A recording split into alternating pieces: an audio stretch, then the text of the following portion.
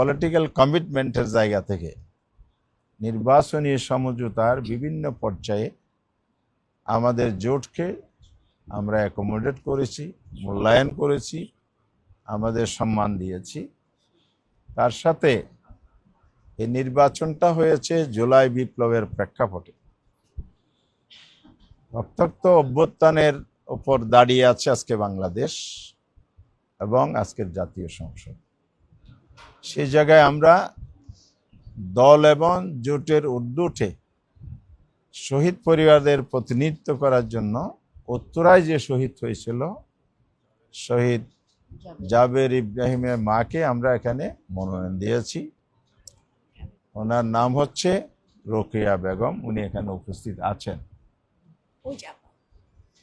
আর বাকি এনসিপির একটি আসন থেকে তারা মুনিরা শারমিন, দলের যুগ্মা আহ্বায়ক, এখানে উপস্থিত আছে। তা সবাই পরিচিত মুখ চিনেন।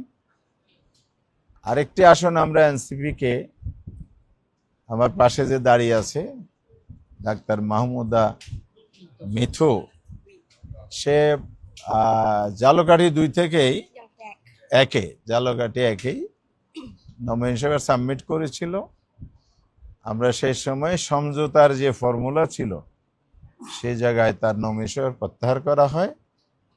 আমরা নারী আসনে তাকে মনোনয়ন দিয়ে সম্মানিত করেছি। এটা আমাদের কমিটমেন্ট, আমরা রক্ষা করেছি। এরপরে বাংলাদেশ খেলাফত মজলিস 2টি আসন পেয়েছে 300 আসনের মধ্যে।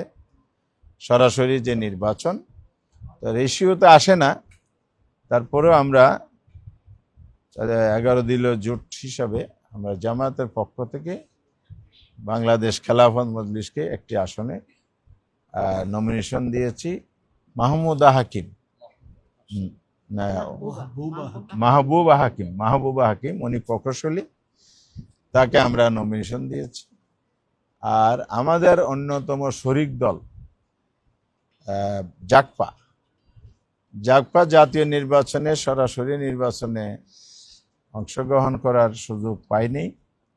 11 দলের সমঝোতা আসনে আমরা সে সময়ের প্রতিশ্রুতি ছিল তাদেরকে আমরা, তাদের যে দলের প্রধান জাগপার প্রেসিডেন্ট যিনি আমাদের সামনে এখন উপস্থিত আছেন, ব্যারিস্টার তাসমিয়া